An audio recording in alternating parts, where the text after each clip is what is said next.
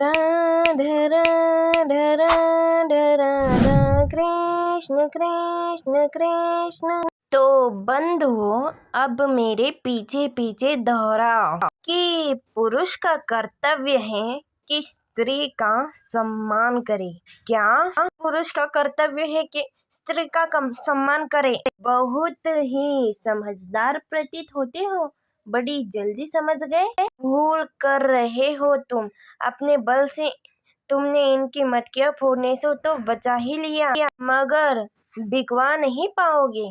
महाराज कंस के बैर लेकर कोई भी इनकी मटकियों को नहीं खरीदेगा। मैं खरीदूंगा।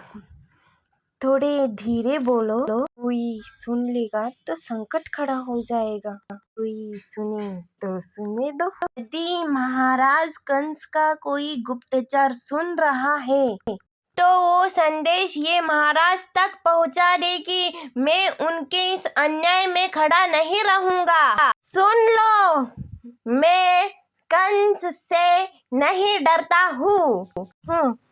डरता नहीं स्वयं से तो लड़ा जा सकता नहीं। अपने दाव की शक्ति पर तो बड़ा इतरा रहा है। मुझे तो बड़ा धूर्त और कुटिल प्रतीत हो रहा है। नहीं नहीं, वीरता केवल बल दिखाने से तो नहीं आता है, पराक्रम तो मन में होता है। अन्यथा ये क्या इस कंस को इस प्रकार ललकार सकता था?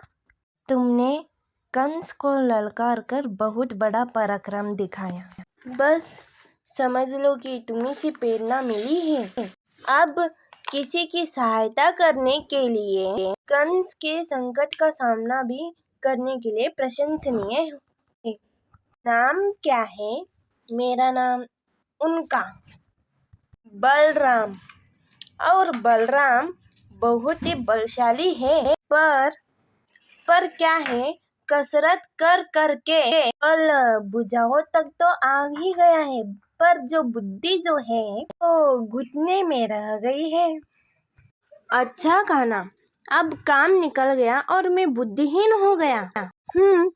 उचित ही तो है। कदाचित अब तुम्हें मेरी आवश्यकता भी तो नहीं है। अगली बार तुम पिटोगे और मैं देखूंगा। आपको अनुमान भी नहीं है कि आपने कितना बड़ा काम किया है। इस पुण्य कार्य का तो फल आपको अवश्य मिलेगा। फल तो मिल चुका है। अर्थात मटकी, मुझे बहुत सारी मटकियाँ चाहिए थे ना।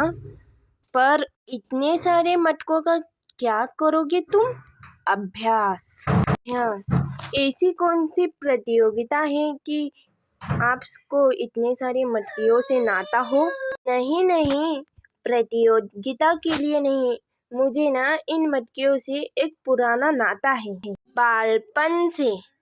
नहीं छोड़ो, तुम नहीं समझोगी। इतना मूल्य पर्याप्त होगा ना, पर्याप्त से कहीं अधिक।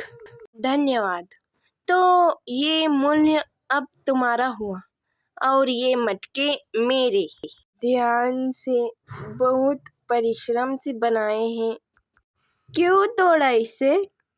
घड़े क्यों तोड़ रहे हो? अरे कहा ना, ये घड़े अभ्यास के लिए खरीदे हैं। ये कैसा अभ्यास है? ऐसा, सावधान, वो हमारे घड़े हैं। हाँ, और इसे अभी अभी मैंने तो खरीदा है। और मैं अपने घड़ों को दान दूं या फोड़ूं, तुम्हें क्या? मूल्य तुमने उन मटकों को दिया, उन परिश्रम का नहीं जिसने हमने बनाया है।